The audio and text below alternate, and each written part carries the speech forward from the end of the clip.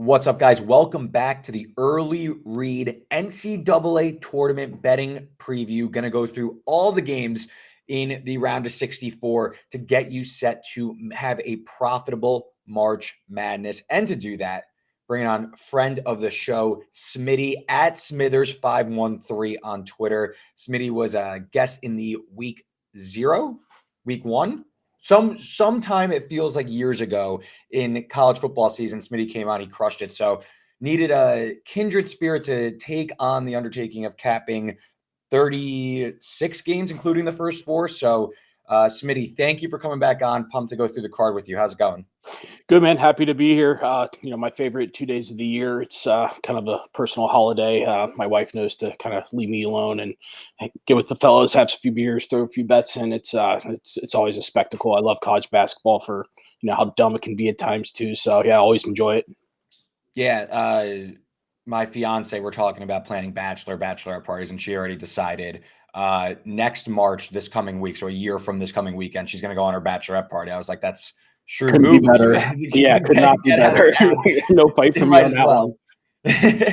But a lot to go through. We're not going to do any my guy, not my guy. I'm sure maybe they'll come up organically throughout the show, but we got a lot of games to get to. So I wanted to get right into it. We're going to go in chronological order. I'm going to have the timestamps in the podcast description. So if you want to go to a specific game, I'll have it by about a minute to the T here. I'm writing it down in real time to save me some time on the back end. But let's start where all good things start. Dayton, Ohio for the first 4. We have the 16 seed play-in game between Wagner and Howard. The winner gets North Carolina in the West region. This game will be the following game will be in Charlotte. Wagner and Howard, Smitty, any real thoughts on this game? I believe neither of us are going for the 16-1 upset, but anything stick out to here, Wagner-Howard? No, not really. I watched some of Wagner last week in their conference tournament game, and they're just like the classic 16 seed where they just play kind of a frenetic, hectic style, which I think Howard probably is a little bit more grounded in that respect. So if you're really feeding for some action, and I think Howard probably where I would look, but I didn't want to spend too much time diving into the weeds and taking a bad beat on this one or something early and really souring the rest of the week. Yeah, Howard injury concerns. 2 front court players are injured. Wagner, they only play 7 guys. They went on a crazy run to qualify for the tournament. So not a ton of interest from me either. I would say, the total's already super low, 128.5. Howard's a 3.5 point favorite. Limited points. I think Howard's definitely better. Market's right there, but I don't know how much better with a total of 128.5. But no real interest here. It's 2 teams that are rightfully 16 seeds, and I don't see much here. I think we could talk more about the later game on Tuesday. It's Colorado State, Virginia. Colorado State's a 2.5 point favorite from the Mountain West. I think few people were surprised with how the bracket shook out and how Colorado State ended up in Dayton. I think also people are a little surprised that Virginia is here at all after the resume they compiled over the season. Again, Colorado State is a 2.5 point favorite, total of 120.5. Smitty, any thoughts here on Rams Woos? Yeah, so I think you kind of hit the nail on the head as far as, projections of where these teams kind of fell. But, really there's not a team that's more unenjoyable for me to watch in Virginia. They kind of got by with that really great offensive team a few years ago and they won the title. But, the thing I kind of keep coming back to in this one is, I just don't really think Virginia has a guy that they can put on Isaiah Stevens. And I think, that offense is going to flow through there. Obviously total super low. So, laying 2.5 in a game that's going to have so few possessions isn't, necessarily my cup of tea or something I really want to start the week off with. But, I wouldn't hate if you wanted to, maybe toss a Colorado State money line piece into, parlay, maybe with, the game the next night with their Colorado brethren. We'll probably get to, but yeah, not a strong conviction for me on that one, but Colorado State is kind of where I was leaning.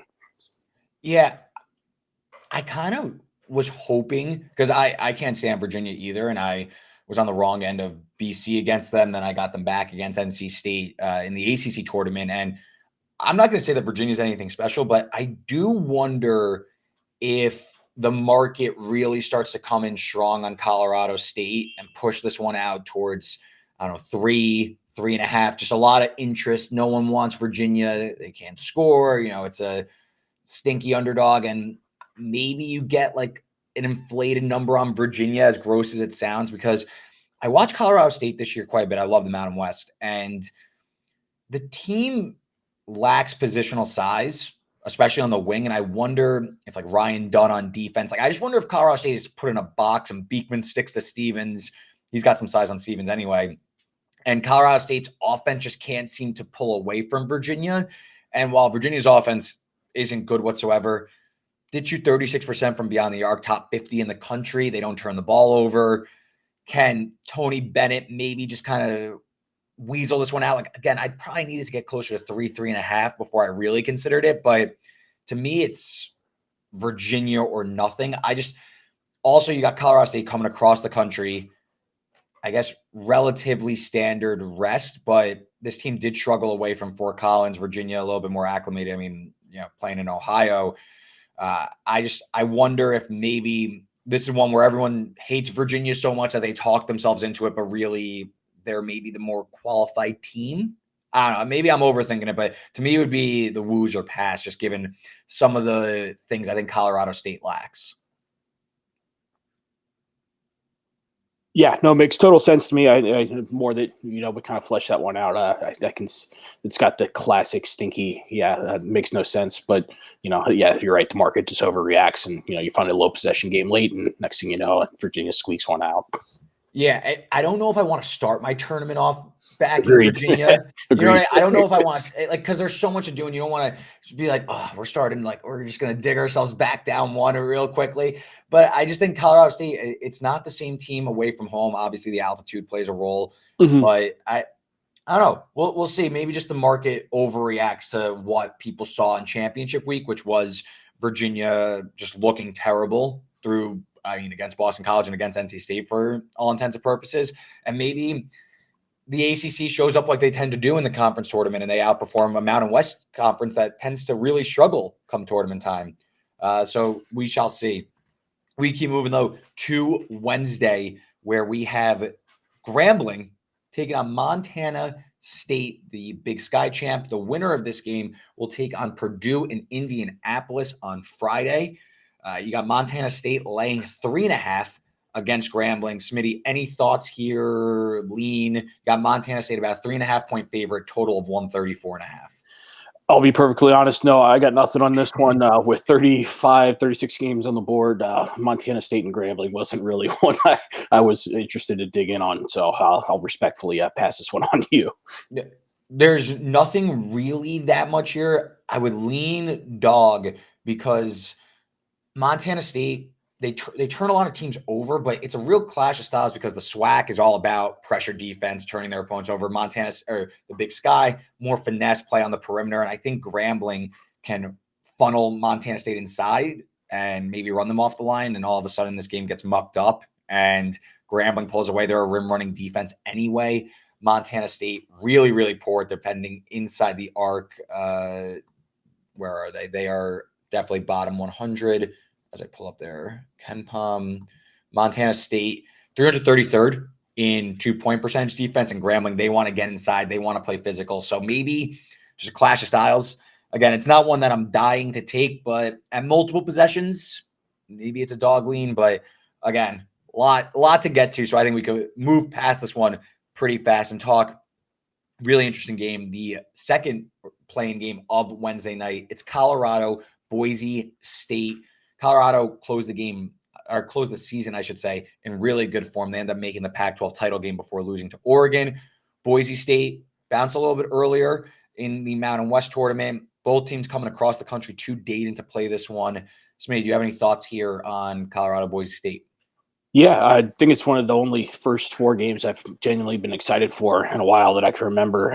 Yeah, like you said, Colorado, got hot, and I shouldn't say got hot. They got healthy, which I think is kind of an indictment on this isn't a play-in level talented team from that perspective. Not too many playing teams have 3 pros. And, I kind of just think that, Boise out of conference, I hate to use it as too much of a benchmark, but when you go back to it, they got handled by Clemson and even Butler.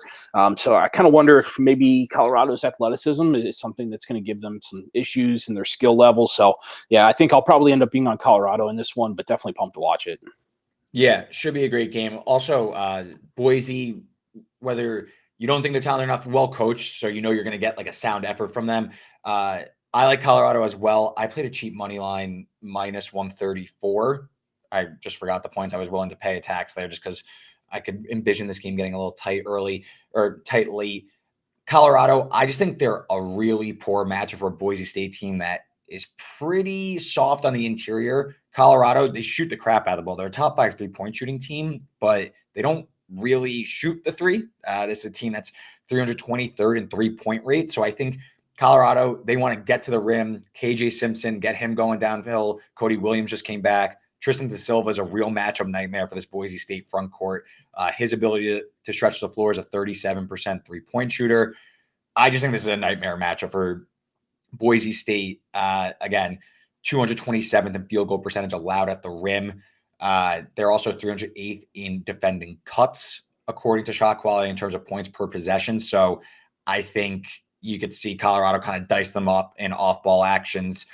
And they just have a huge size advantage. Lampkin, 6'11", Da Silva, 6'9". I mean, Omar Stanley, he played well for Boise State all season, especially down the stretch. But that's pretty much it. Like, I don't really trust their front court whatsoever against Colorado. So we could bring it back around to Colorado when we talk about a potential matchup with Florida when we get to that on the schedule. But you hit on a really good point, Smitty.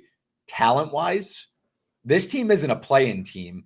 And maybe there's some questions about them coming from elevation. Maybe they won't travel as well. But Colorado could be the team that we tend to see come out of the first 4 at Dayton with a head of steam, and all of a sudden they're in the Sweet 16. Or there's a lot of steam around Colorado, a team that, again, Cody Williams is being mocked as a top 10 pick. KJ Simpson's a stud. Eddie Lampkin's a veteran down low. Da Silva, we know, has talent. So this Colorado team is maybe peaking at the right time. Do you want to come back to Colorado, or you want to maybe stick on them a little bit more and talk about their upside? No, I think that's a good point. So, yeah, I mean, especially with Florida's injury to the front court player, I can't remember the guy's name, but I'm trying to erase that entire scene from my brain. That was I hate seeing those injuries, but yeah, that was bad. But I mean, Florida struggled defensively all year. Like you said, that's something that they get a little head of steam. They've got 3 pros. You get a little confidence. They kind of see a second lease on life. As far as getting healthy, I would not be shocked at all to see this team end up in the Sweet 16.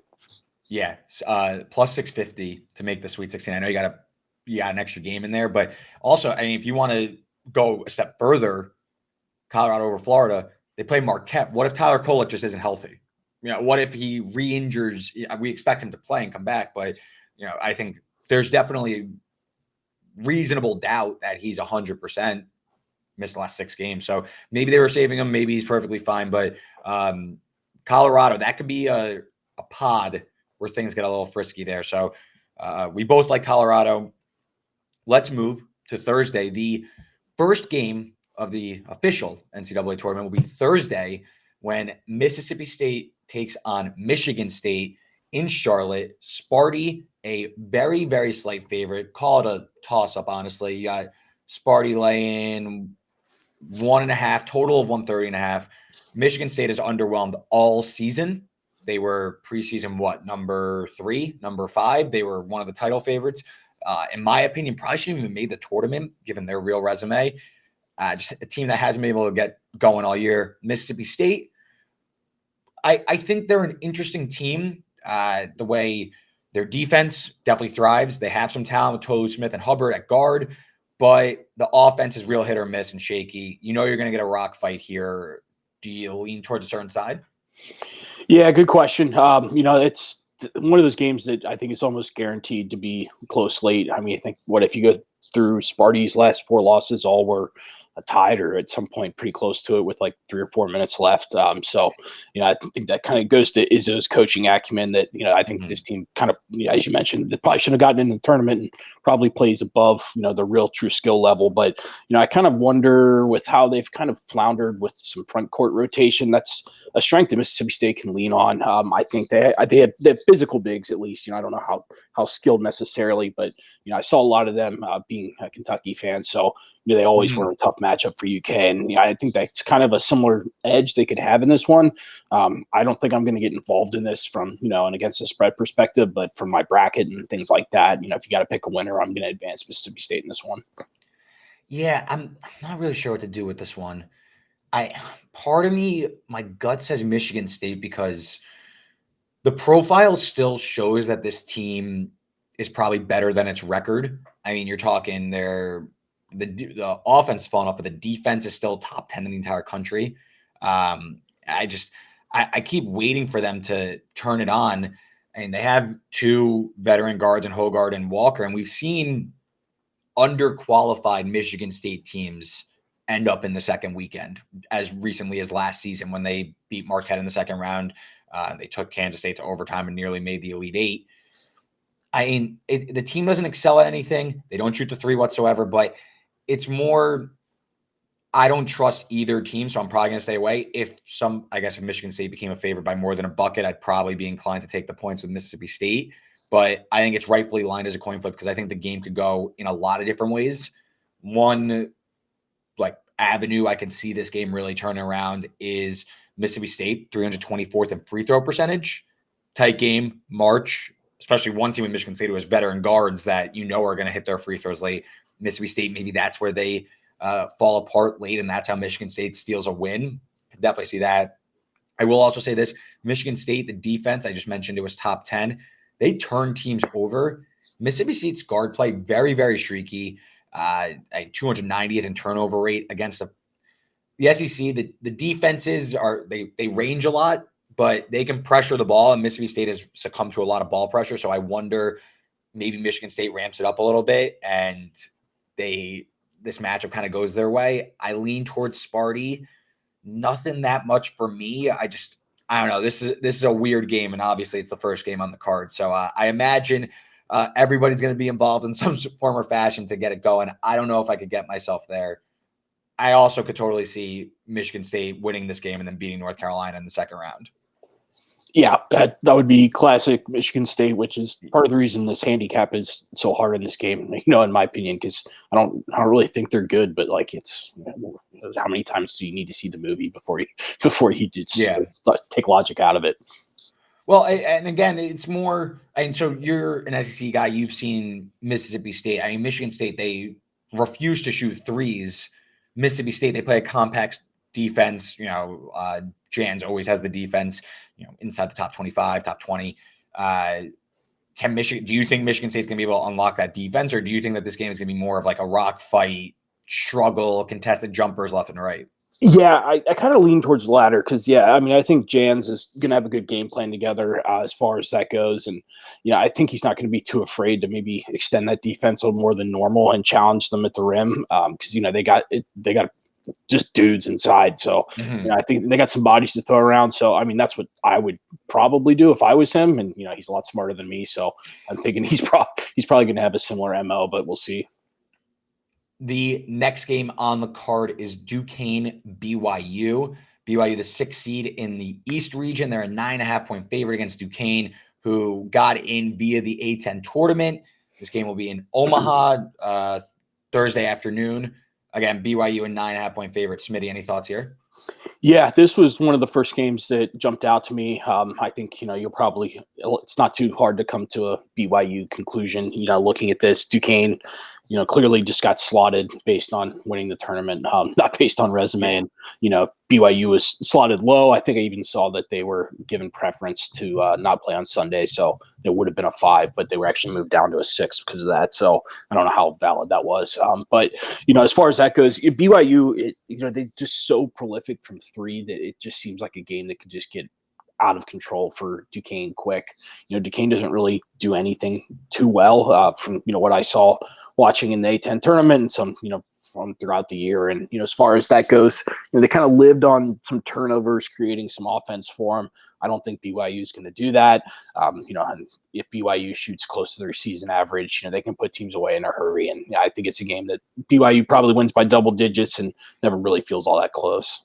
Yeah, BYU, for me, played it early. Now that we're getting towards double digits, maybe the pivot's BYU team total over.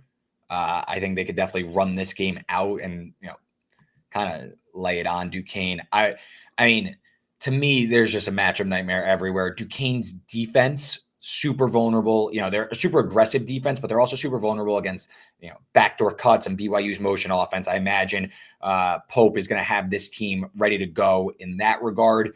BYU, 71st in terms of points per possession on cuts. Duquesne is outside the top 200 in that regard. And on the other side, BYU can really post up with Fusini and Khalifa, 23rd in points per possession on post-ups.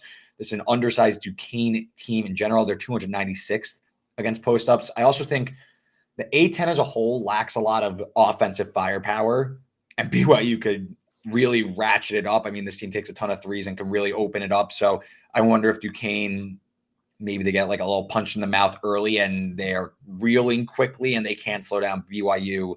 BYU is an interesting case study because they were metric darlings going into conference play. And I think everybody was a little concerned because it's like, okay, BYU looks like a top 5 team analytically, but they're going into the Big 12.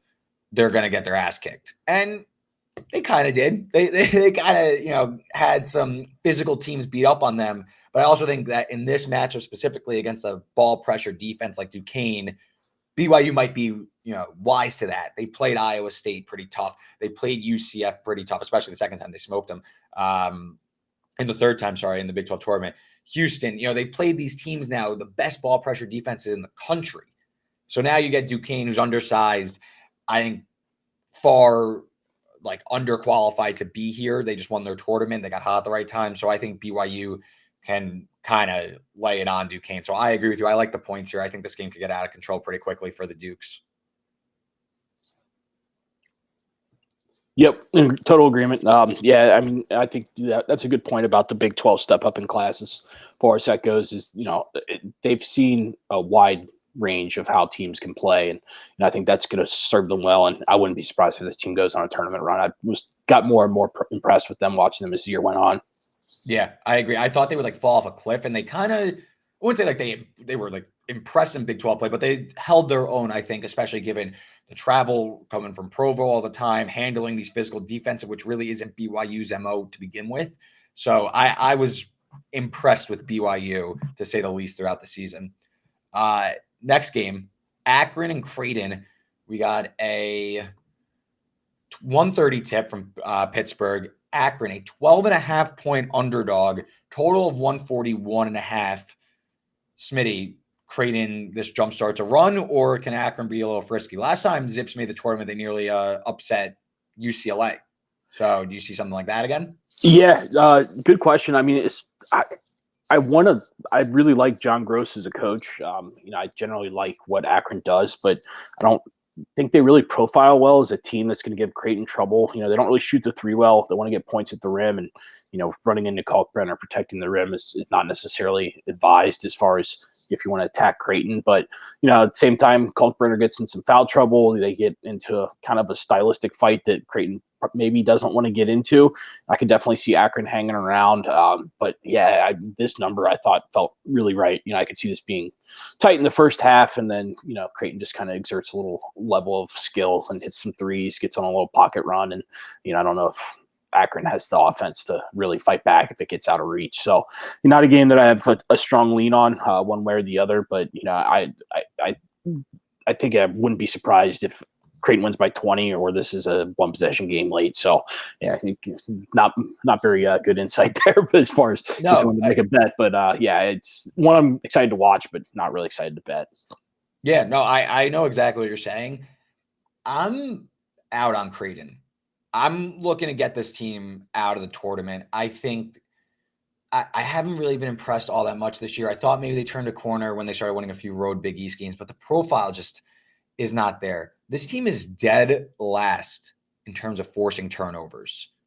I can't trust a team like that shoots threes at a top 10 rate in the entire country, that doesn't force turnovers. Literally dead last in the entire country. Yeah. So what happens if Creighton goes down by 10 in the first half? How are they making up ground? How are they, getting extra possessions? Because they don't crash the glass very much and they don't force turnovers. Teams can just run their offense and they can keep it rolling.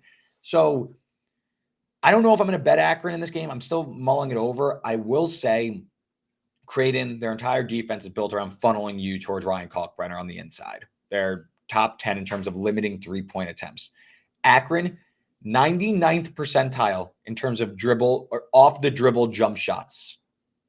So 99th percentile. So this team is comfortable mid-range jumpers, floaters. They're more than comfortable. And like they don't have lane for Kalkbrenner, obviously, but Ali, Enrique Freeman.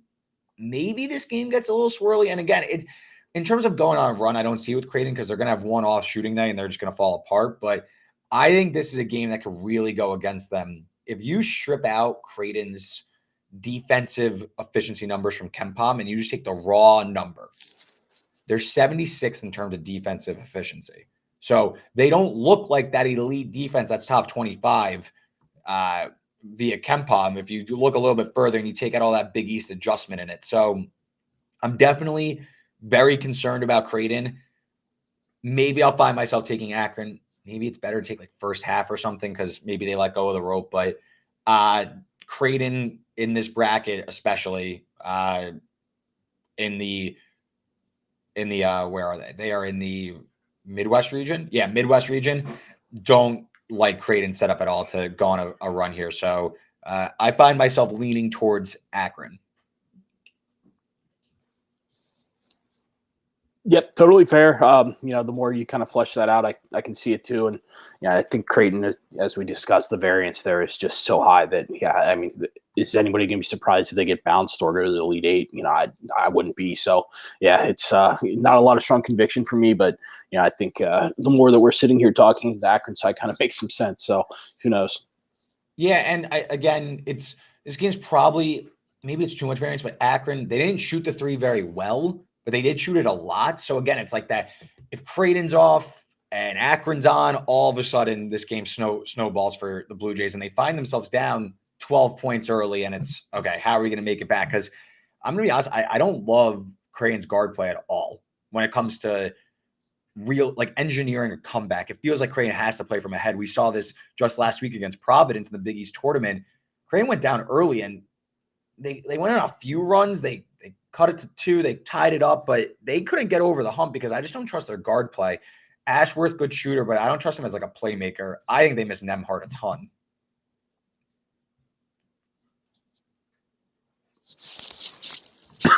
Sorry, there had something in my throat. You're good. No, totally agree. But yeah, I don't have too much more to add. I think you've got this one nailed down for sure. Yeah, you're good. Let's move to the 2:00 window. Long Beach State, the 15 seed in the West region, taking on Arizona in Salt Lake City. Zona, I don't think eased concerns of a tournament flameout by, I would call it melting down in the second half against Oregon. They got Long Beach State, who fired their coach, or should I say agreed to mutually part ways with their coach, and then proceed to win their conference tournament. So now they're in the dance. Arizona, last year they lose the 2 seed to Princeton. Any thoughts of that seeping into this game? 20.5 point underdog, total of 161.5. No, not really. Princeton, as we'll probably get to with Yale, those Ivy League teams kind of just play a style conducive to, getting in a game that gets tighter than it should be. But, as far as Arizona goes, I think, if you want to lay a big number, you always want to find a team that kind of has that gear for blowouts. And Arizona has shown that they can do that. Obviously super athletic. The matchup sets up pretty well from, what I can tell. I don't think they're going to face much resistance getting to the rim by Long Beach. And I think that Long Beach is 262nd in 2-point percentage defense. So, I think Arizona probably gets what they want offensively. And, I just think it's a game that if Arizona wants to quell some concerns and, get some confidence going, which, after last year, I think that's probably the way they're going to attack the game. I think I'll probably end up having, an Arizona ticket in my pocket as the games start winding down on Thursday. Yeah, I think Beach, they don't want, like, Princeton was honestly a nightmare matchup for Arizona. When you think back to it, like a team that could execute in the half court, slow the game down, really drag it out, run through their sets, and out execute a team. Beach isn't really that. They're trying to get into a track meet with Arizona. They're 29th in adjusted tempo. So I just struggle to see this team hanging. Maybe they do for the first 10 minutes, but it just seems like a matter of time before Arizona pulls away, like you said. Beach, I mean, they're relying on generating second chances and getting to the free throw line. That's just like, this matchup isn't for that, in my opinion. I think that you're kind of running into a buzzsaw with Arizona where Beach wants to play their style. So I think we can move on relatively quickly. I mean, maybe they cover the number, but just no interest from me anywhere here. Arizona team total, maybe. Yep, agreed. All right, so we got Wagner-Howard winner taking on UNC. So I guess we don't have to handicap the game so much, but if you have any thoughts on UNC, big picture, I guess we could talk about that. Or like if there's maybe do you see this team, making good as the 1 seed in the region, the West region, and going to the Final Four? Or do you think that this team, maybe you have some concerns? I think I have some concerns. It's a little bit different stylistically, I think, than in years past. They've leaned into, I guess from North Carolina standards, being a little bit more of a defensive team as far as, principles go. I don't know if the metrics back that out at all, but, I just kind of worry outside of RJ Davis where some offense comes from. They've had guys step up in some key spots, namely the Duke game. But I don't know. This team just doesn't give me a warm and fuzzy feeling. Doesn't really feel like a 1 seed to me either, which I think is kind of an indictment on, I think after UConn, in Houston, when they're playing their best, there's a pretty good drop to the next little tier, in my opinion. But so, yeah, not a team I'm generally bullish on long picture for sure. Yeah, I listen, they have great guard play in RJ Davis, of course, All-American probably this year. Baycott's great, but I do think that there's definitely some warning signs up for NC. I think that the defense, they don't generate turnovers, which I was saying with Creighton, it's a bit of a concern. If you're not able to overcome a deficit and generate extra possessions, they already lead on the offensive glass, but 309th in turnover rate. And the defense really supported by great 3-point defense, but that's like always shaky to me. They're outside the top 300 in open 3 rate according to shot quality. So they're 47th in 3-point defense percentage allowed, but they're allowing a top 60 rate of open 3. So that just seems like a recipe where you're going to get got soon. Listen, if it's close, I definitely think you have to give the edge to UNC with a guy like RJ Davis. But I think it's fair to have some concerns, especially when you have like a low possession Michigan State team potentially looming in the second round. Like, can St. Mary's drag this game out? I do think, like, if it's Alabama, UNC can maybe out execute them. I trust them a little bit more. But to me, it's the teams that can maybe make UNC play in the half court. That gives me a little bit of pause talking about them as like a national champion or something like that. Completely agree. All right, next up, we got Morehead State taking on Illinois. We got a 310 tip. Money coming in on the Eagles, 11.5, total of 147.5. I was part of the early Morehead State movement. I think Morehead State's going to win the game. I'll let you go first, but that's my little teaser for how I view this game. I hate to jinx us, but I'm on the same train. That was, I think it's the only bet I've made so far yet. It just jumped out to me right away. I just think Illinois, they kind of remind me, I don't know if not remind is not the best word, but they kind of have a profile similar to Kentucky where, the offensive upside is great, but like the defense is just such a concern for me. And, I don't know if that even really got exposed to how bad it could be playing some of the Big Ten teams that they're familiar with. That, I don't think the Big Ten anybody would call a shot makers conference this year, at least in my opinion. But, I think Morehead State isn't your average 14 seed when it comes from, athletic standpoint. Like, they are super athletic. Preston Spradlin, their coach, is he's from the Kentucky tree, and he's a hell of a coach. And does a lot more with less than, a lot of coaches in the country. So, yeah, I just can't shake this game being tight late. And, Riley Minix is a guy I trust. They're fun to watch. They're athletic. So, yeah, I don't think they're going to be outclassed in any respect in this game. And, yeah, if you're always – this is a game that I don't think a lot of people are going to be immediately looking at Morehead State for a money line piece, and we always get one early. And I think this is a prime candidate. Yeah, I don't see where Illinois is getting margin on Morehead State. Illinois, 360th in the entire country in turnover percentage. This defense is outside the top 150 in adjusted defensive efficiency since February 1st. I don't see where they're pulling away from a Morehead State team that can match Illinois' size. Illinois, 8th in average height, Morehead State 44th in average height. So they have the size and the length to throw at Terrence Shannon, to throw at Coleman Hawkins. So I think Morehead State, a team that can shoot the rock, they're 35th in effective field goal percentage. They have a bucket-getting guard in Riley Minix, and they have the size to slow down an Illinois team that has been running really hot through a Big Ten team that isn't known for their defense. Morehead State is, and I think the Eagles are way live in this game. I think they might win, but the biggest issue for the Eagles is sloppy ball handling, I should say. They're 278th in turnover percentage. So if they were facing a team that could pressure the ball and force turnovers, I'd be okay. Maybe Morehead State has some issues, but to me, this is a dream draw because Illinois is not going to turn you over. So I think Morehead State can slow this game down in the half court and out execute Illinois because let's just go through this right here. So in the half court, they're 335th in adjusted tempo. So they strictly want to play slow, low possession game. Great for an underdog anyway. Mm-hmm. They're also 38th in points per possession in the half court at a top 10 frequency. So they slow the game down, they run through their sets, and they get great shots, and they score at a high clip. Also, they've played high-end competition already. They've played Big Ten teams. They've gone, granted, smoked by Alabama in the opener and Purdue in the third game of the year. They also went to Indiana on December 19th, lost by 1 on the road. They led the entire game. Yep. They blew it late. They blew like a double-digit second-half lead. Yep. So this is a veteran group. This is a talented group. They got a good coach. I think this is all the makings for an upset. I think Illinois, this was a team I was looking to fade anyway, and I got the matchup I was looking for. I agree. It's for the sake of not jinxing it. I'm just going to keep my mouth shut. All right, so let's keep it moving then. We gave enough compelling points for the nearly 6-1 underdog. Oregon, South Carolina tips off. I think this is going to be one of the more hotly debated games of the tournament, especially the first weekend. I think a lot of people are going to be firmly entrenched in their beliefs because you got Dana Altman on one side, got Oregon there. They have plenty of talent. They finally realize it, and they win the Pac-12 tournament to get in.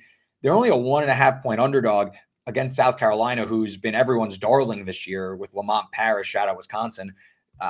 They get into the tournament as a 6 seed. South Carolina was picked last in the preseason SEC poll. They end up, coming 5th. They were unbelievable. Michi Johnson's great. Smitty, do you have any thoughts on this one, or is it what it looks like and it's a coin flip? I think it is what it looks like. I think South Carolina's kind of been a team that's, outperformed their metrics all year.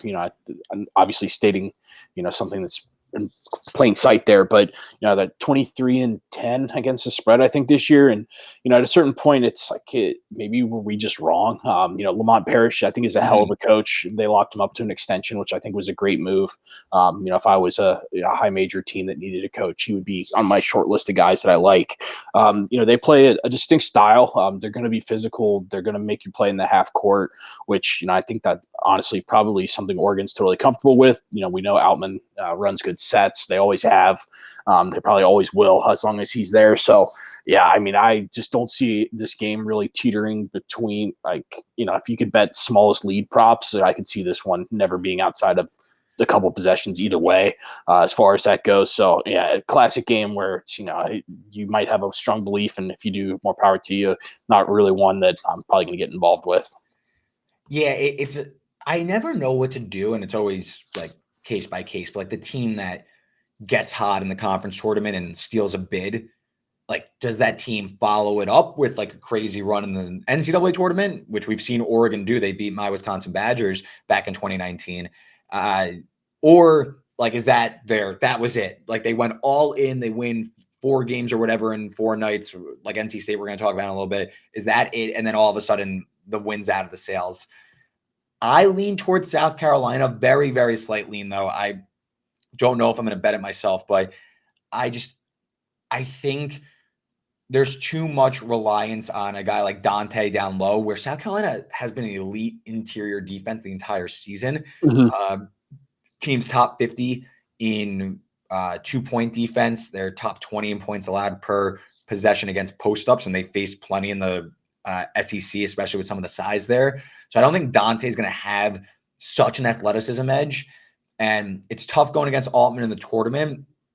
I just think I trust South Carolina to out-execute Oregon in the half court. This is an Oregon team that over the balance of the year, they're just at the national average in terms of half-court offense. They're 169th in half-court offense points per possession, corner shot quality. And my fear with South Carolina was, what if they get a team that can speed them up, like Auburn?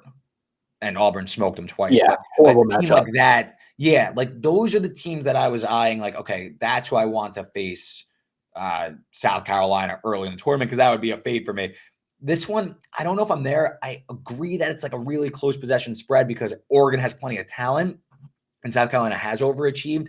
I'm just not sure where I'm at with this one. I think it should be I think you're going to see a lot of hot opinions on this one, and I don't think this is one where you should really, like, to me, I'm just like, no one should really have an opinion.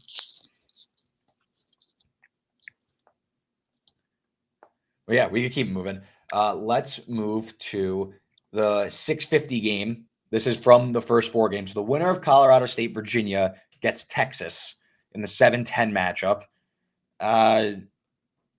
Or actually, I skipped a game, so we're going to come back. But Nevada-Dayton at 4:30.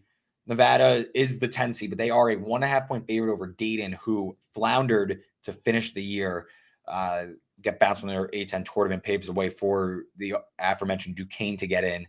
Smitty, is this one where you think the Mountain West overrated or accurately rated? How do you see this one? Again, another really tight spread. Yeah, hard to really, judge it because I think the A-10 was kind of a joke this year as far as, I think evidenced by Duquesne's run in the tournament.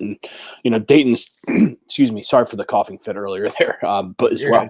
But, Dayton's a team, they're in my backyard, so I see a lot of them. I have a lot of friends that are alums, so I keep a close eye on them. And it's like, for the last month and a half, it's like I just don't see an NCAA tournament caliber team. Their best win is St. John's, and that was, I think November 15th or 16th or something like that. So, obviously not the St. John's team that rounded into form. So, Anthony Grant's not a coach that I really trust either. If this game gets going in the half court, it's like, I think, the thing is though, they do shoot the 3 well. So that can be their saving grace where, they go moments where you're like, what are you doing on offense? And then, a couple of 3s hit and you're like, okay, well, I guess we're all right there. But yeah, that's the thing with the Mountain West. And I know you probably know a little bit, have a better feel for Nevada than I do. I don't know if Nevada is the team I necessarily want to take a stand with against Dayton. Deron Holmes is going to be the best player on the floor. So it's like, push comes to shove to, we got a guy we can dump it into and hopefully get a few buckets. So, if I'm picking my bracket, I think I'm taking Dayton, but not a game that I'm really dying to see here either, to be perfectly honest. 100%. And Nevada's really reliant on getting to the free throw line. They're 3rd in free throw rate in the entire country. Well, guess who's 3rd in opponent free throw rate? Dayton. So it's going to be a real test for Keenan Blackshear, Jared Lucas, McIntosh to get looks against a pretty disciplined Dayton defense, one that pretty compact. Nevada definitely has the shooting, though. I mean, both teams are pretty elite jump shooting teams. Both teams come in shooting over 40% from 3 since February 1st. So bucket getters galore in this one. I do lean towards the Nevada side, just given the recent form of Dayton. Dayton comes in losers of 4 of their last 6. I know Bennett was out for some of that, but and it's, again, this is more anecdotal than anything, but did the team, it's if Dayton played this tournament in February, are they like an Elite 8 candidate, but they just peaked too early in the year? I always think about this with Auburn from a few years ago with Jabari Smith, where they were the number one team. Everyone was so in on them, and they played their best ball in February. And by the time March came around, they were a 1 seed, and everyone was like, oh, they are cooked. They stand no chance. And they were in Kansas bracket, and everybody loved Kansas. I wonder if a similar thing is brewing here with Dayton, where they peaked just a little too early. And it's worth mentioning, this is in Salt Lake City at altitude. Nevada, very familiar with that, playing in Reno, playing in the Mountain West. Dayton, coming all the way over from there. I wonder if that's maybe a weird setup for the Flyers against Nevada in a near pick'em. So I lean towards the Wolfpack ever so slightly. It should be a pretty interesting jump shooting centric game. So I guess you could get some variance there as well.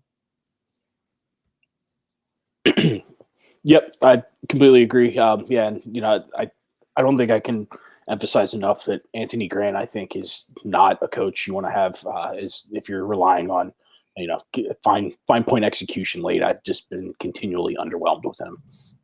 Yeah, and it's also worth noting, just back to that altitude note, Dayton, 345th in bench minutes. So, I mean, I could look through the schedule very quickly, but I doubt that this team has played at altitude all season, especially one that will be in Salt Lake. So that could be a bit of a culture shock to them, where Nevada, they might be a little bit more prepared. Again, it's tough to win on the road in the Mountain West, but at least they have experience. They know how to handle altitude relative to Dayton for sure. Yep, absolutely. Okay, now we could talk about the 7-10 matchup between Texas and the winner of Colorado State, Virginia. Smitty, this could be like a two-pronged question.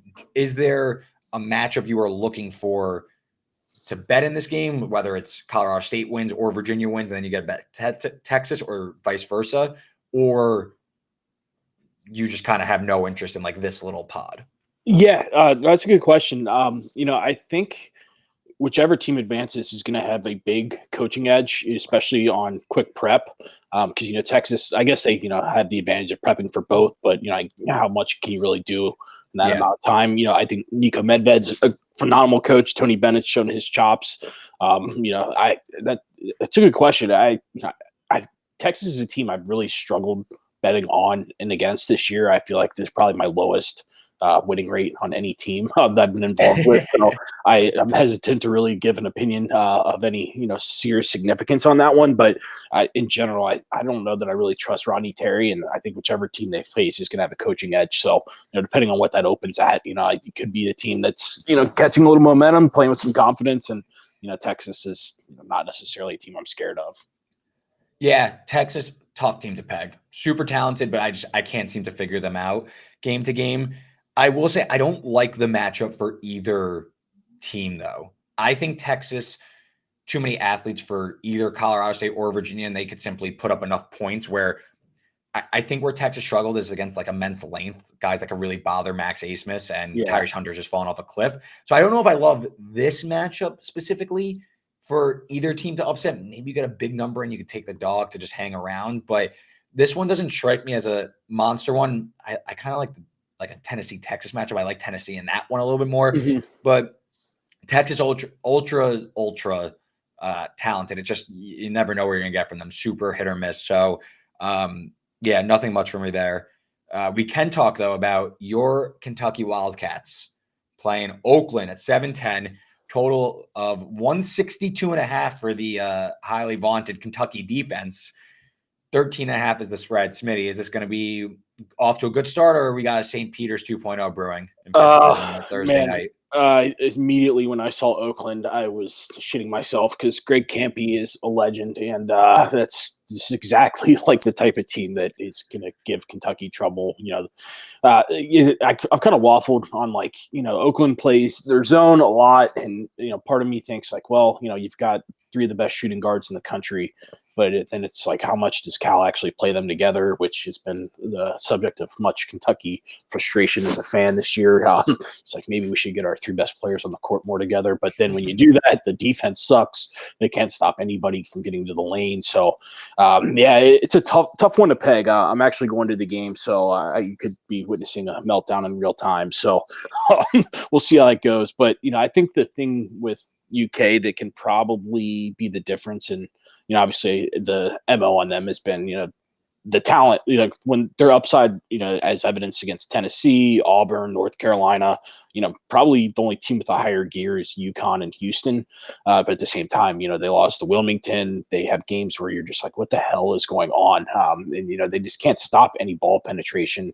And then that lends itself to kick out threes that are wide open. It seems like every player, like Mississippi State, or A&M, 350th and 3-point shooting is suddenly, the Golden State Warriors, but, it's easy to do when you're getting wide open kick out looks. So, it's not like they're, contesting these threes and, just running into poor shooting variants. So, tough to call, but, I think Trey Mitchell is probably the guy that makes this team dangerous if they, were to start rolling into the form that they've shown at glimpses of times.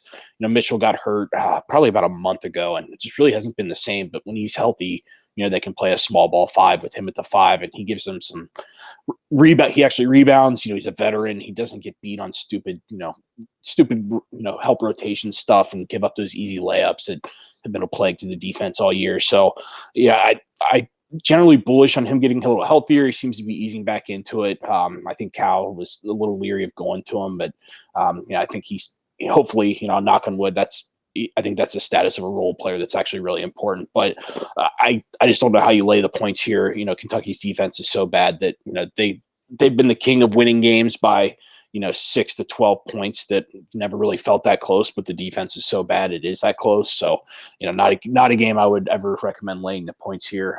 So yeah, I'm gonna have my butt clenched the entire time and not enjoy 1 second of it. So we'll see. Yeah, I think I'm gonna wait until right before tip-off and bet Oakland, because I feel like I feel like there's gonna be a lot of love for Kentucky as there's been for much of the year, and I think I'm gonna take Oakland.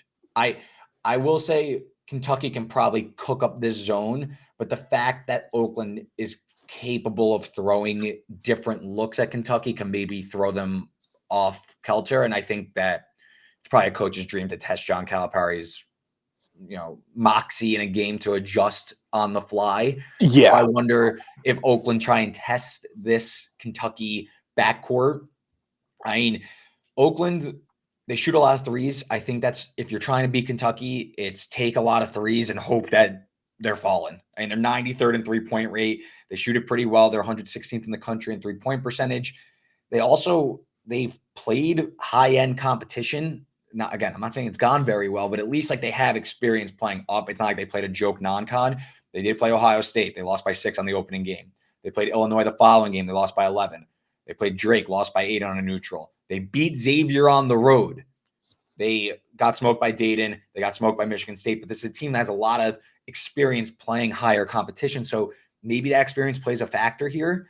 I definitely think that it can blow up in my face very quickly, but I'm comfortable fading Kentucky against a team that can throw different looks, is comfortable shooting a ton of threes, and also could slow the game down and make this a half-court battle and limit the damage as much as possible.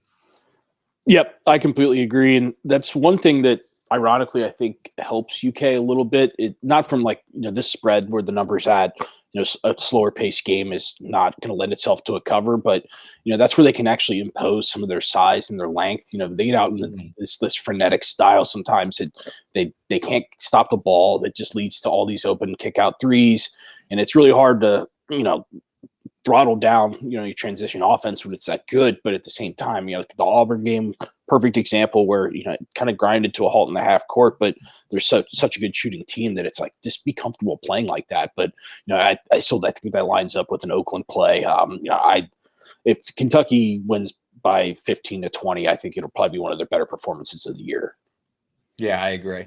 McNeese-Gonzaga, I think everybody pretty pumped to be watching McNeese, a team that has been just tearing it up all year, 30-win team with Will Wade as the head coach. They're a 6.5-point underdog in Salt Lake against the Zags, total of 149.5. Trendy underdog or rightfully a trendy underdog? I think it's rightful. Gonzaga was a team that, from a macro perspective, a few weeks ago, after they came in and beat Kentucky, I just thought they were kind of rounding into form. And it's like, from a big picture perspective, I think Mark Few's probably earned the right to have a team get better throughout the year without, having such harsh judgment. Played tough out of conference as they always do. But, I think there's just kind of some magic with McNeese. Hard to gauge from out of conference, stepped up to play VCU and UAB, which, whatever, but they won both. I think, McNeese is going to play the style that they want to play. And I think, I don't know if Gonzaga has the guards to really do that. I mean, they want to feed EK in the post, and he's a terror inside for sure. But like, if McNeese makes this game the way that they're probably going to make this game, I think this game is tight, and I wouldn't be shocked at all if they win. Yeah, I lean towards the McNeese side. My only concern, again, it's like the altitude thing.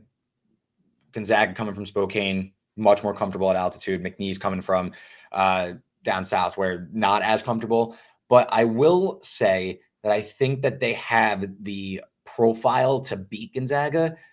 They play such a compact defense. They don't allow anything inside. This is a team that since February 1st is 352nd in terms of opponent three-point rate. So more than 40% of the shots that they let up are coming from beyond the arc. On the year, that's just as high, 300. They're dead last in terms of, or they allow the highest rate of three-point shots. Gonzaga does not want to shoot that. And I find that very impactful because Gonzaga comes in since February 1st shooting 39% from three. However, they have one guy who has made more than 35 threes this season in Nolan Hickman. So it's not like this team is full of shooters. And they also play no bench. They're 346 in bench minutes. McNeese loves to get inside. They get to the free throw line at a top 20 clip. So I do wonder what if, one of Gonzaga's like six guys that they play picks up 2 early fouls. All of a sudden you're playing catch up there and trying to play. You're a little scattered and your strategy has to change really quickly. So McNeese, we know that they're super talented. Ike probably going to try and eat as much as possible, but I don't know if McNeese is going to let them. They've seen that pressure the ball really well. I definitely lean towards McNeese. I think definitely lie for an upset here against Gonzaga.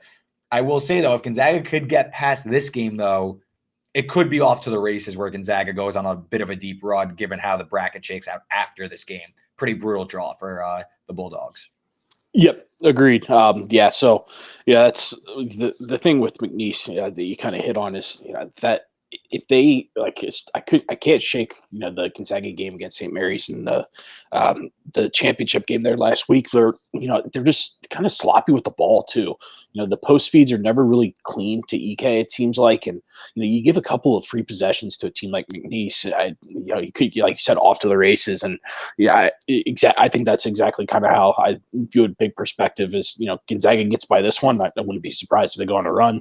Also, wouldn't be surprised at all to see McNeese win this one. Yeah. After that, we got South Dakota State against Iowa State. Jack Bunny's a 16.5 point underdog against Iowa State, who just ran through the Big 12 tournament and now is rated number 1 in terms of adjusted defensive efficiency over Houston. Upset potential? You tell me. I don't think so. I think being able to fall back on how good Iowa State's defense is always something that is going to be tempting to me as far as, a side like this where am I trying to make a case for the dog? I can't really do that. Iowa State turns teams over at an incredible clip. San Diego State, I think, is 142nd turnover percentage. So, they give a couple of free baskets to Iowa State. Next thing you know, they just, they're kind of, they did the same thing to Houston that Houston does to everybody in the Big 12 title game. They just strangle you out, and it's just, it's just a slow death by suffocation. So, I could see this one just gradually growing, and Iowa State wins by 20. Yeah, South Dakota State could shoot it. Top 20 in terms of effective field goal percentage, 50th in terms of 3-point percentage, but the inability to generate second chances against this Iowa State team, 1 3-minute drought in this game is probably over, especially against a Iowa State team that's pretty decent shooting the three. They have a few capable guys from the perimeter, Gilbert, Lipsy, Momcilovic, and South Dakota State allows a ton of threes and a lot of open ones at that. They are 266 in 3-point defense. So Iowa State should be able to navigate this one, even with some questions about their offense, I think, long-term. St. Peter's, Tennessee. Similar situation here. St. Peter's, obviously, they're back.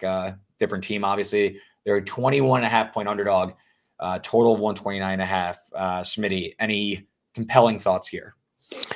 No, not really. I mean, I think people are probably, given what the last thing they saw from Tennessee and the St. Peter's lore of their run a few years ago, you might find a way to try and talk yourself into St. Peter's, but I just don't really think this is the style of team that's going to give Tennessee trouble. Tennessee, I think from a game script perspective, it's kind of right in their MO. If they can get up slowly on you, lean on their defense, their size, let Connect cook, that lead just keeps growing. And it's kind of like Iowa State, where it's just, they can lean on defense. Offense can be a little, come and go, but, I don't think they're going to struggle to find looks against St. Peter's. And if they do, we've got way bigger problems on Tennessee's hands. So, yeah, not a game I'm going to touch either way, but, yeah, I'd be pretty surprised if this one's close. I agree. I just don't think St. Peter's has enough offense. The defense is tough, but it's just undersized also, and I think that's going to play a role in. If you want to compare the Kentucky version of this to the Tennessee version, Tennessee much more veteran laden. They can score from both inside and out, and the defense is still third in the country in terms of defensive efficiency. So I don't see. And especially, with Dalton Connect, I just see it getting enough, even if it's more of a grind and they can't cover a 21-point spread. I just think St. Peter's outmatched. We were talking about it earlier, but NC State, they take on Texas Tech. Tech, a 4.5-point favorite, total of 145.5. Smitty, you think NC State out of gas after the miracle run through the ACC tournament, or is this a jumpstart for a run? I don't know. That's a good question. I was kind of curious to hear your thoughts on it. I just can't really peg this team. I mean, like you said, Keats was maybe fighting for his job, and then when the tournament gets an automatic extension. So kind of a unique spot that they find themselves in. I think in general, I just like McCaslin more as a coach for Texas Tech. With some prep time, they run good sets. It's not the defensive, oriented team of, Texas Tech program pass. So a little bit different, but, McCaslin having some experience with wins at North Texas. I think he's a good tournament coach. As evidenced by that win over Purdue, I think they had a few years ago, but I don't know. I mean, there is some good mojo with NC State. So it is, I hate to waffle from having any conviction on it, but I'm kind of at a stump on this one. Yeah, big one in this one, or big news in this one, is if Warren Washington, Texas Tech's big man, if he's available, he came back and then he went back on the injury. He's had a foot injury. Tech's much different without him. He's the real lone true big man. He's 6'11". Nearly 10 points worse per 100 possessions on offense, nearly 4 points worse on defense, and the rim percentage is a huge difference. Go from allowing 55% at the rim to 63% when he's off the floor. And again, if NC State has DJ Burns, if Texas Tech doesn't have an answer for him, maybe this game is a little bit more hairy against a Texas Tech team that is super reliant on shooting threes. Maybe they go cold. So that's my only thought. I'm going to wait to see Washington. If he doesn't go, maybe it's an overplay more than anything. Maybe NC State hangs around, but not a ton here for me. I don't really like Tech in general. I agree, McCaslin, a great coach, but I don't know. I'm not impressed with them. I think it's a lot of 3-point variance. Samford-Kansas, I think this is another trendy underdog spot. Would love to get your thoughts here. Samford, a 7.5-point underdog against Kansas, and we don't know the status yet of Kevin McCullough and Hunter Dickinson. Obviously, a key part of the handicap. They didn't play in the Big 12 tournament. Yep. I think you hit the nail on the head. Obviously their status is hugely important. I don't know, just kind of from reading the tea leaves and the kind of the effort they put forth against Cincinnati, kind of felt like they were just kind of punting the Big 12 tournament. And, if that's the case, and you want to read into it, I think you're getting Kansas at a very good discount.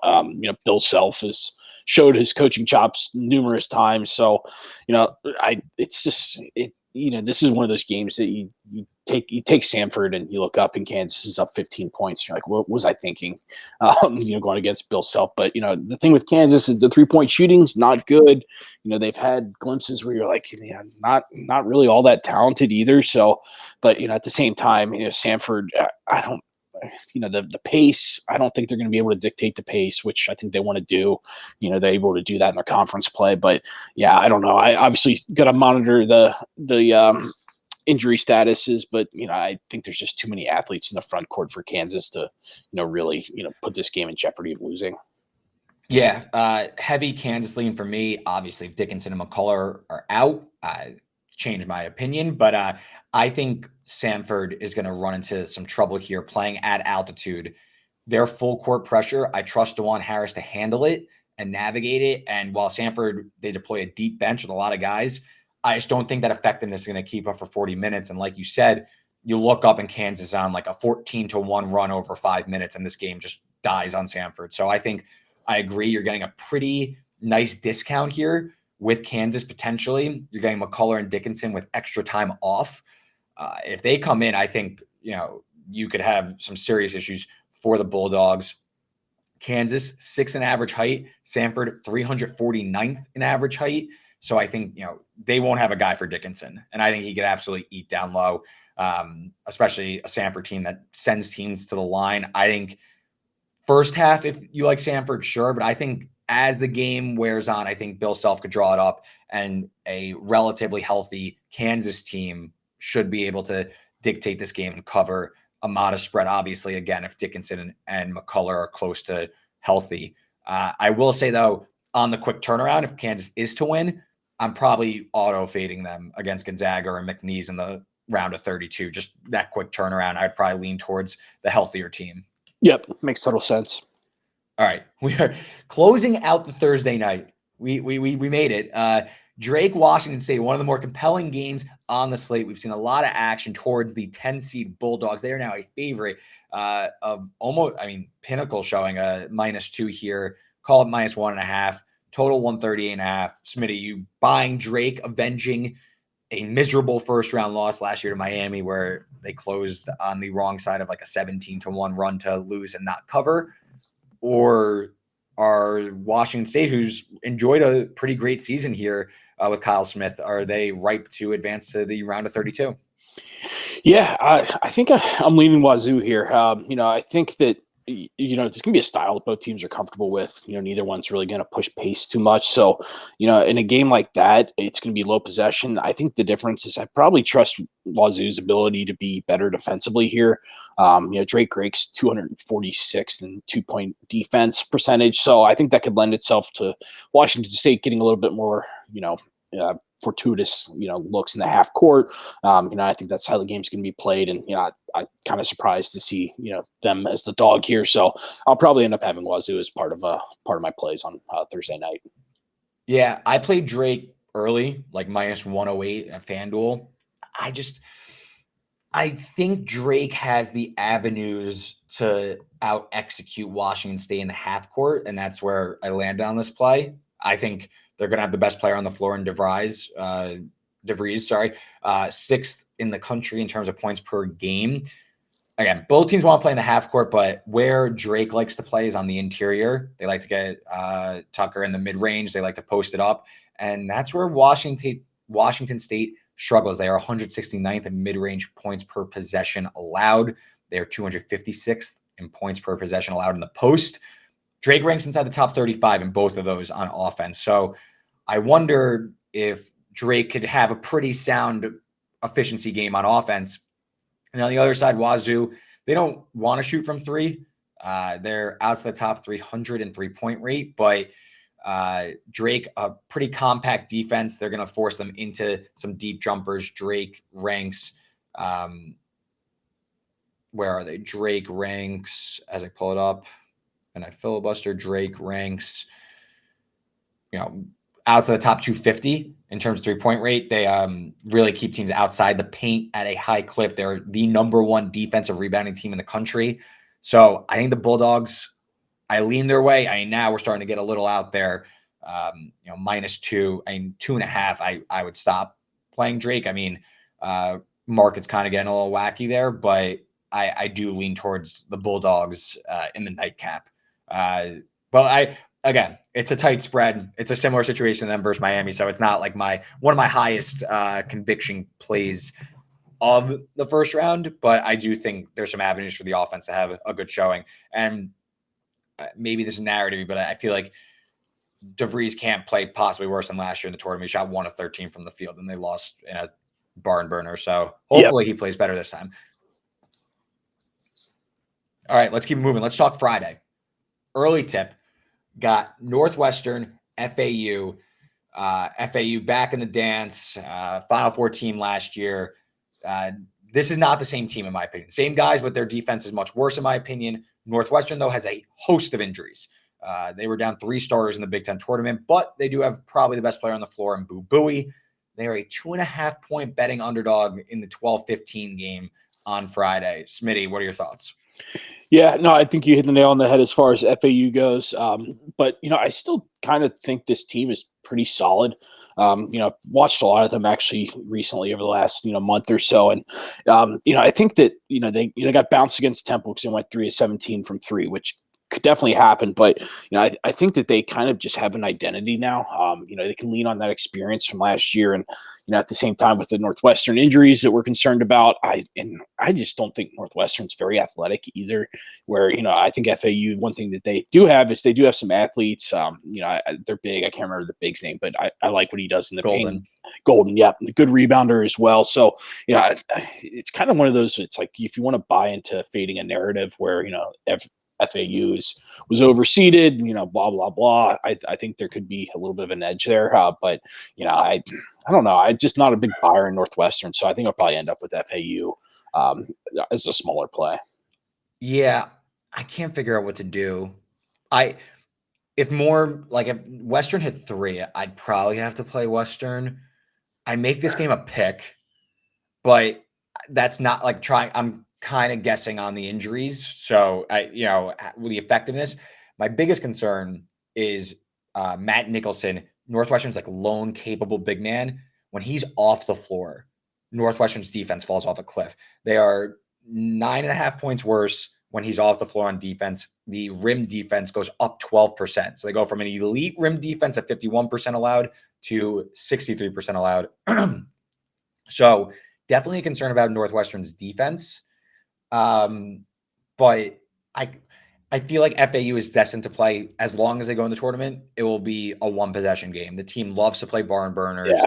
I think they're a pretty sloppy unit. I haven't been impressed all season, so I'm not like buying into them going on a run. But I just think if it's them winning by margin, I'm not sure I'm there, especially with a guy like Boo Buie who could absolutely cook anybody on FAU's defense and keep them in the game. I could definitely see that brewing, and maybe this game's decided on like the final possession. Yep, I think that's nail on the head there.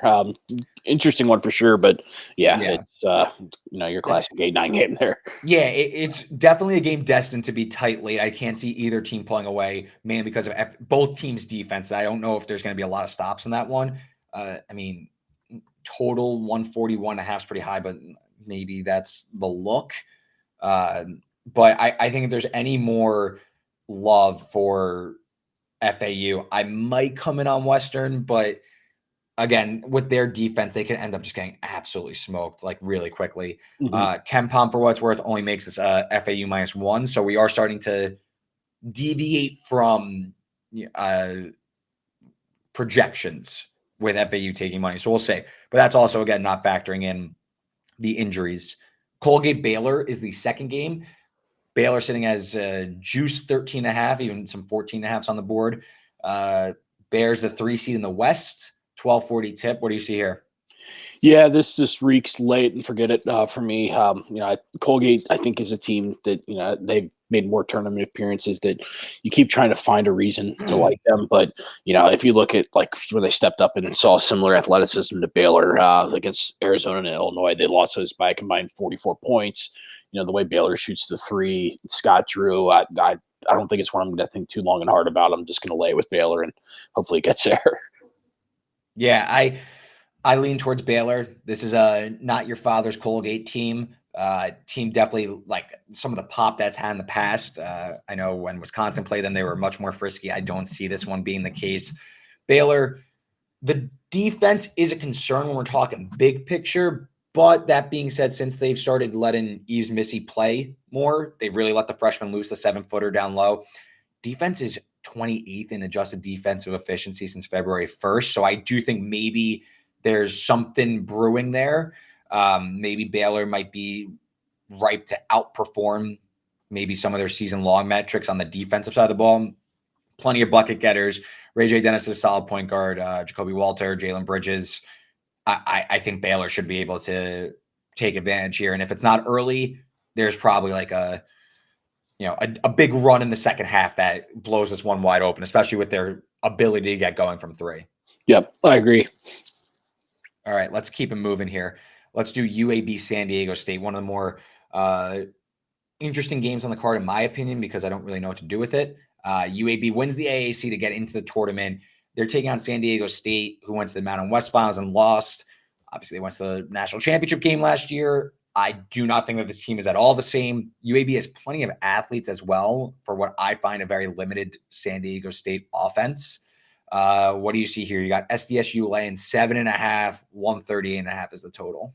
Yeah, same thing. That's the one thing with, you're betting these, looking to bet these underdog teams or underseeded teams. UAB always fits the profile athletically, especially against a team like San Diego State, where that's where they can lean on teams. You see it sometimes when they play some more finesse-oriented teams in the Mountain West, how they just impose their will. And, I watched a lot of UAB actually this weekend in the American, and I was pretty impressed. They have athletes. Shooting can be a little sketchy at times, which, that's not really anything that's going to be unusual in this game with how, we see SDSU's offense, can flounder at times. So, yeah, I just don't think there's enough offense here from San Diego State to really get away. So I actually might end up walking myself into a UAB money line ticket, but definitely going to be on the points here. Yeah, I would lean towards UAB. SDSU, I'm just not. The offense is poor. They can't shoot from the perimeter. Ladie is a monster. I'll give him that. But UAB has size to bang down low with him that makes me pretty confident that they could keep this one pretty competitive. Andy Kennedy is a solid coach, solid game planner. Obviously, Brian Dutcher is fantastic as well. But I think UAB definitely able to. My only concern for them is that the team, like you said, sketchy three-point shooting, super reliant on getting inside, may not be the best course of action against San Diego State's drop defense with Ladie. This is an interior defense that ranks inside the top 100 in terms of two-point defense, top 50 in terms of at-rim defense. The drop, again, it's going to force you to shoot mid-range jumpers and three-point shots. So I don't know if that's really where UAB wants to go in this one. But it should be a war. I think UAB could get to the line a lot and really slow this game down, and that could keep them within a few possessions. But I think you're onto something, though. Like, can't trust SDSU to win with margin against a team like UAB that can match them athletically for sure. Should be an interesting game. Location-wise, I would say edge San Diego State, playing on the West Coast, pretty early tip, 1:45, maybe the body clock a little off for UAB. This game's in Spokane, but I lean towards the Blazers quite a bit here. Maybe money line, you think? I don't know. Might get spicy and add it to the portfolio there. Put together some round robins with some dogs. I think it's a prime candidate for sure. Yeah, maybe. We'll see. But I think definitely an intriguing game because San Diego State has been a team that I've circled as like, I want nothing to do with them come the tournament. I think that this team is ripe for some, defensive regression. They're owed about a 3% jump in 3-point percentage, a 6% jump at the rim. So I just don't really trust San Diego State against a UAB team like this. I think that their defense is slightly overrated.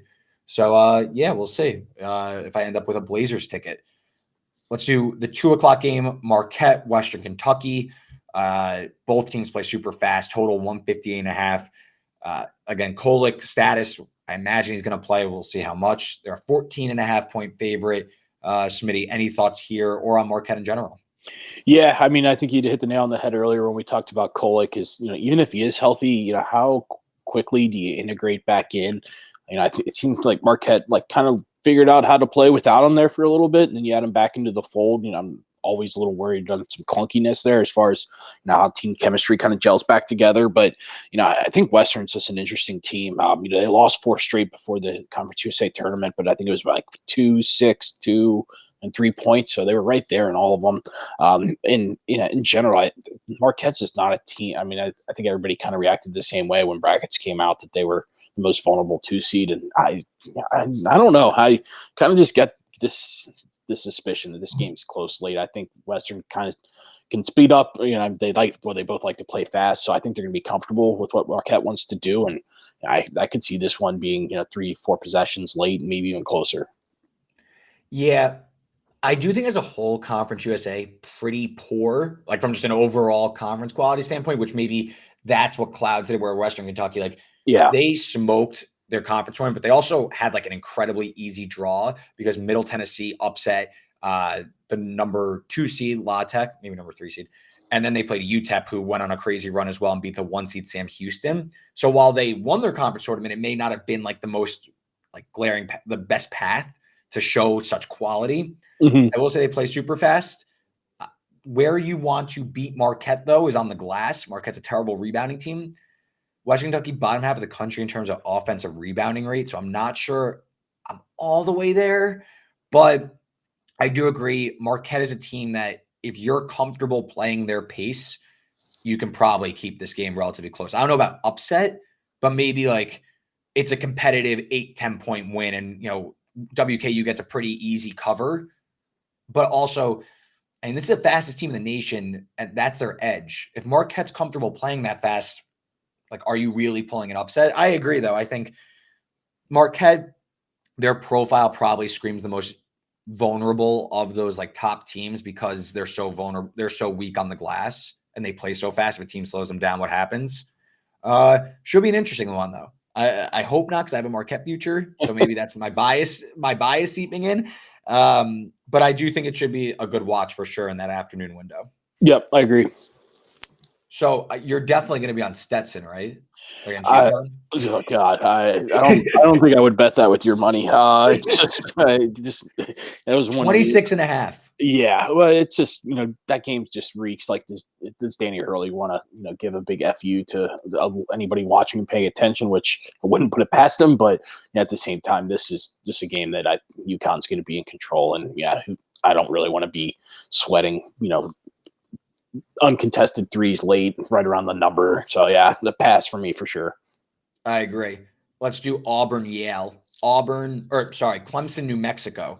New Mexico, every betting content provider is going to be telling you that they are the favorite as the 11 seed against Clemson, who is the 6 seed. Do you agree with that movement, or are you leaning the other way with the Tigers? Yeah, I kind of do, which makes me worried because that's never a good block to be sitting on when all the betting MOs are leaning one way or the other. But I don't know. I just don't get good vibes when I watch Clemson as far as, the perimeter defense is not good.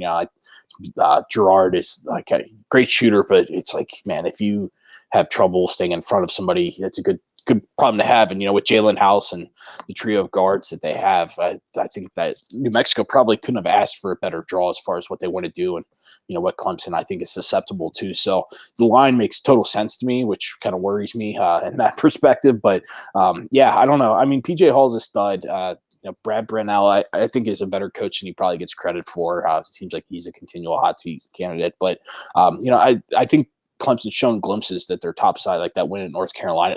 It's a good team, but how often are we going to see that? Yeah, I'm not really sure what to do with this one. New Mexico is a team I kind of soured on during Mountain West play, but then they go on this run and they secure a bid. So now are they back, or is that kind of a misnomer?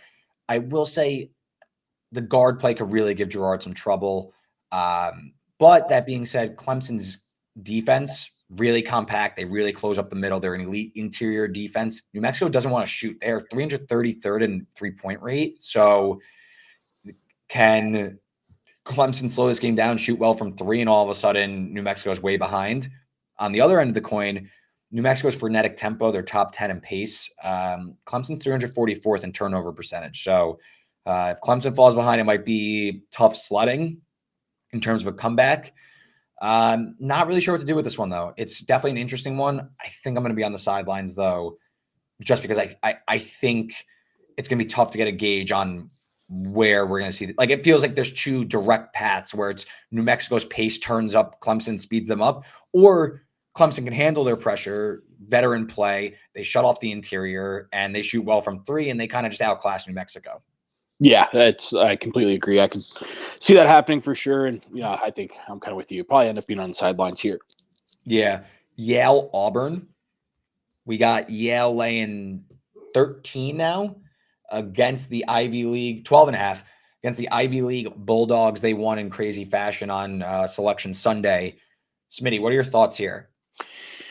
Yeah, this is one that I've toyed with back and forth. Like, it's so easy for me to see an Auburn cover. They just kind of strangle teams that they have more class with, as far as athletes go. They go 10 deep.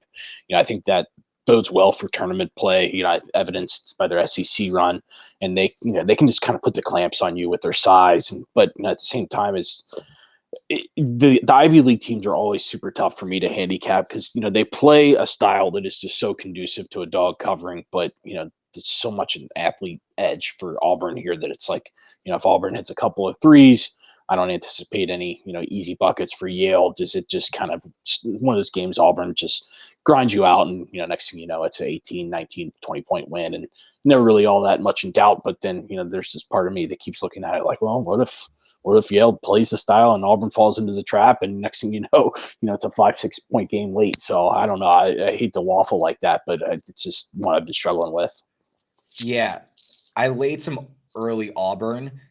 I wonder, is Auburn the same thing as UConn last year? Maybe not as good, but the underseeded 4 seed that fits all the criteria of a national champion. They look really good.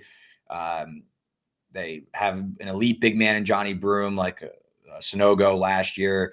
The shooting isn't the same, but their defense is absolutely nailed. It's better than what UConn's was last year. And are they primed for just kind of a run out of that 4 pocket? I think Auburn can speed up Yale and kind of kick the crap out of them. I think Auburn has proven in SEC play that they have another, and I was concerned about this team, but I think they've started to shake that off and they're starting to look like a team that can take care of their business, especially, we saw that in the SEC tournament. They took care of their business when they needed to. Maybe they flame at him. Maybe it's a misnomer, but I think Auburn just Yale, they can't get to the free throw line, and Auburn, if they could play this game in the open court whatsoever, which I know Yale, the metrics say that they play in the half court style, they 327th in tempo, but they play transition defense a ton more on offense. They're right around the middle of the pack in the national rate in terms of defensive transition rate. So I just think Auburn can maybe overwhelm them and pull away pretty easy. I feel like Yale's going to be a trendy dog as the Ivy League, and we just saw Princeton, but I think that's kind of a misnomer given some of what we've seen Auburn show this year. So I kind of like the Tigers to win with some margin here against Yale. But hey, maybe I'm falling into that trap of Ivy League underdogs. Yeah, I don't know. That's kind of where I was struggling, but I think you made some good points about the Auburn profile resembling UConn a lot from last year. It's kind of scary actually to think about how similar it is with the vibes heading into the tournament. Yeah, it feels like are they just hanging? Like, I think if we're talking like big picture bracket, like Auburn might be the team that takes down UConn and ends up in the national championship game. We'll see though, because we'll see if maybe this SEC tournament run was a bit of a red herring. Yeah, for sure. No, I think you made some good points there. Yeah, we hit on Colorado or Boise State, so we can move into A&M-Nebraska. Interesting game here in the 8-9 in the South region. We now have Nebraska some places an underdog, some places a favorite, so definitely some wild prices. Make sure you shop around. Total 146.5, we'll call it 147. What are your thoughts here, Smitty?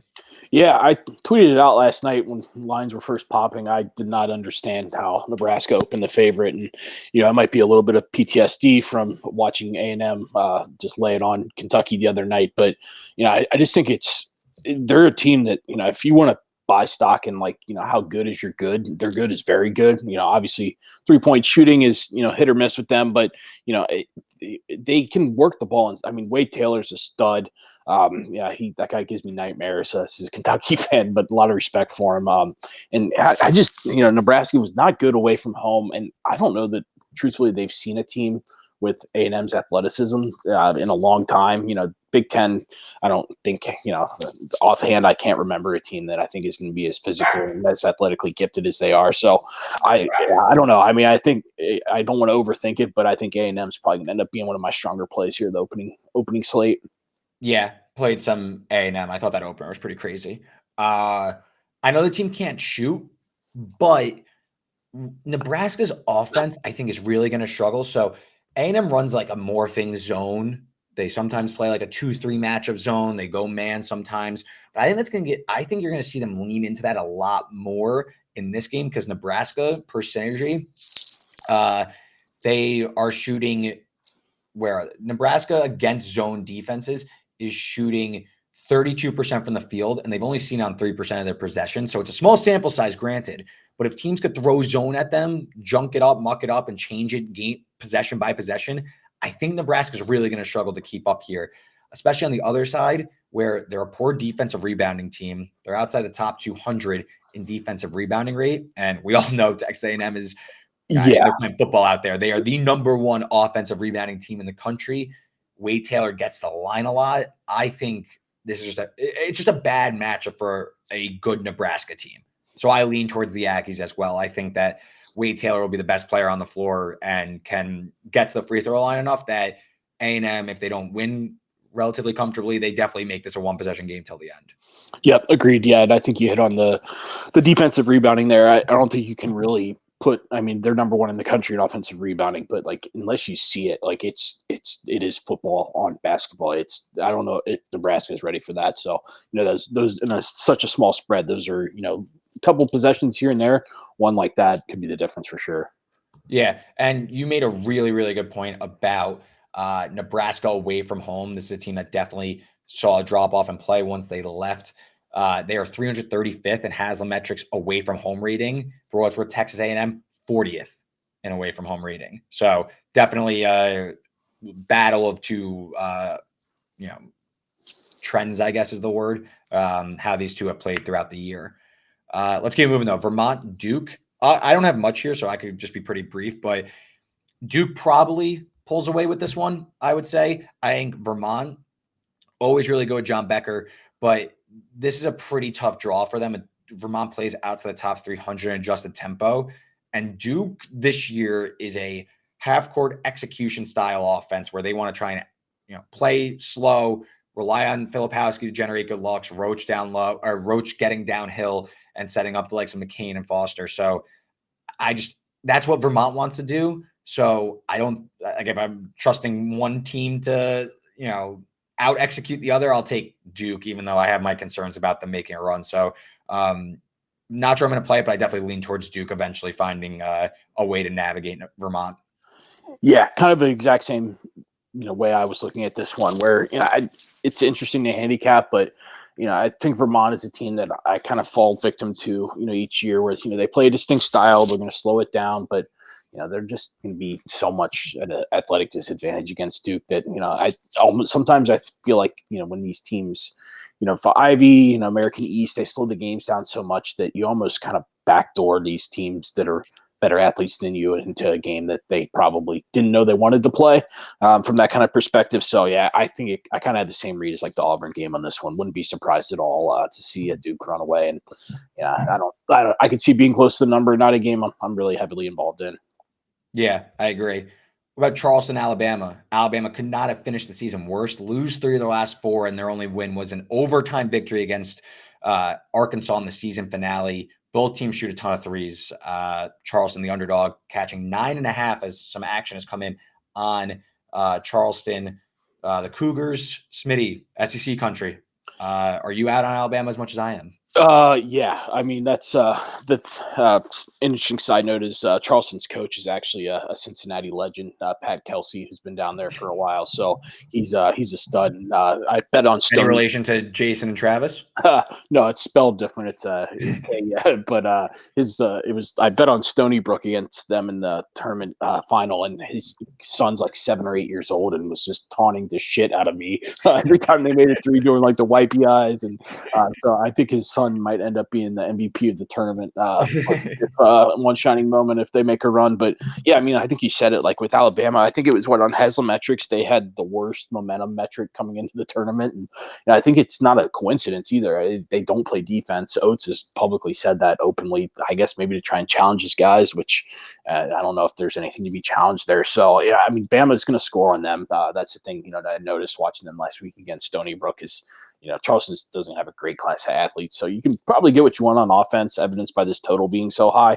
But I don't see any way that Bama's good enough on defense to pull away from a team that's going to be able to light it up too. So, over is astronomically high, but yeah, I see this one, I could easily see 192, 93 if, shots are falling. Yeah, I think someone tweeted like it's the highest total by like 4 points. It's like not even close. My issue, like I can't like this is a game where you're kind of flipping a coin because both teams are inside the top 20 in 3-point rate.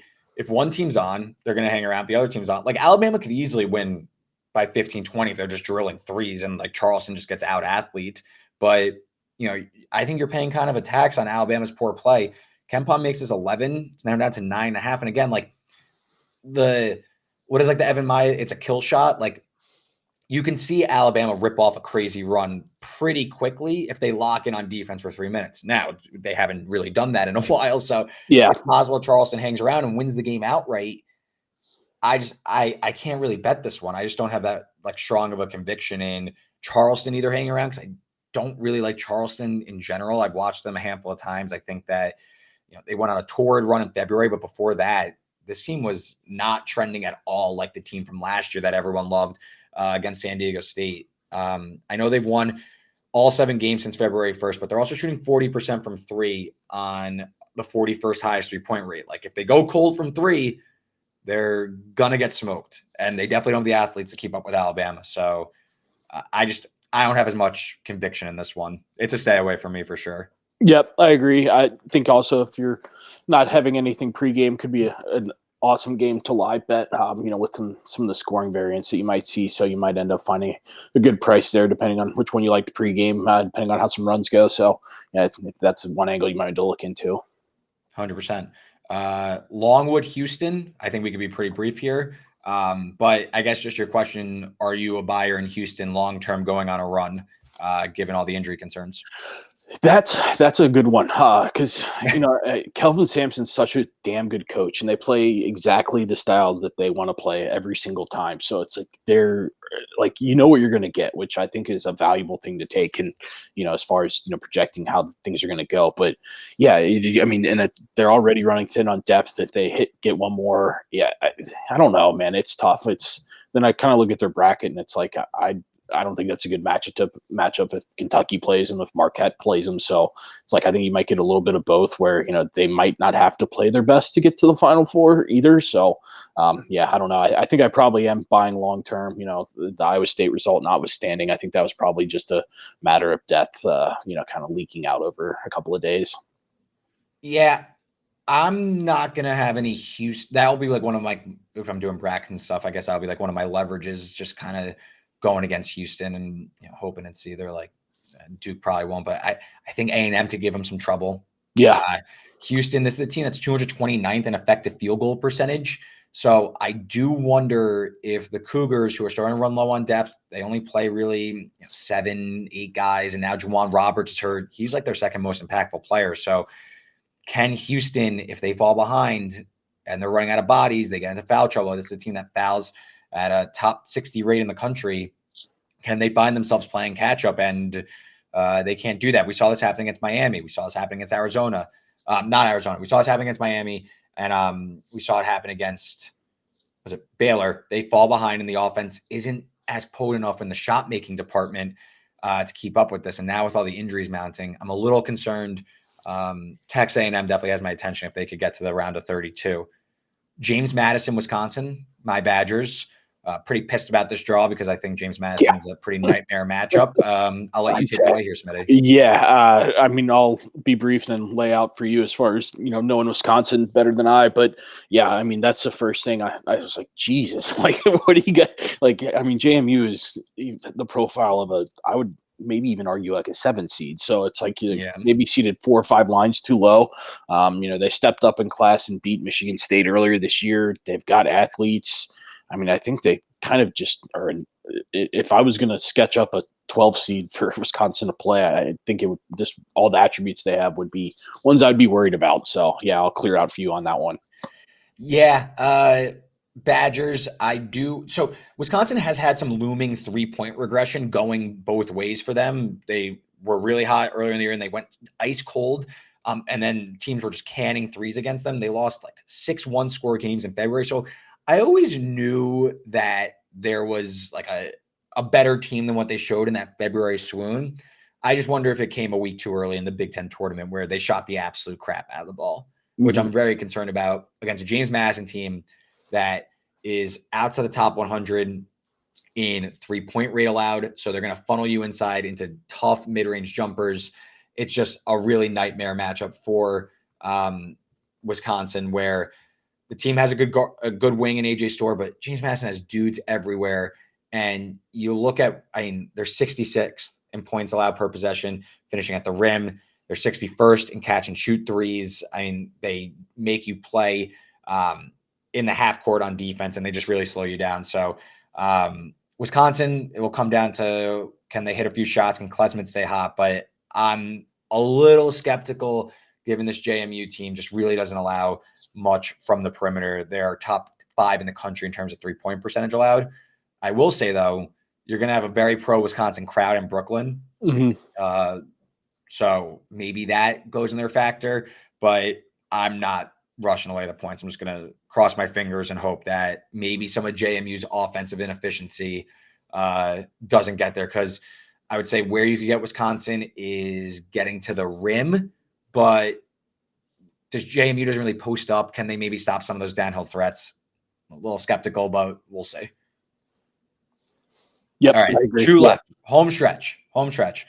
Got TCU, Utah State in the nightcap. TCU out to a 3-point favorite, 2.5 juiced. If you look around, Horned Frogs are the 9 seed, Utah State the 8 seed. What are your thoughts here? Yeah, I think TCU is probably one of my favorite plays here in this early slate, or I should say early slate, late slate here. But I mean, TCU is just a team that I think you kind of get clouded watching in the Big 12. Their athleticism, they're so good at rim running, and playing in the Big 12, you're going to see athletes that can match that all the time. So kind of clouds it. But Utah State is not the team that I think of as far as being able to stop them, as far as getting what they want to dictate. And in the interior, I know you probably have a little bit better feel for Utah State than I do, but I'm having a really hard time not seeing TCU win this game by 8 to 12 points. So I think it's definitely going to be one of my favorite plays here. Yeah, I am with you on TCU. I think this is an absolute nightmare matchup for Utah State. Grant Osborne, my guy of the year candidate.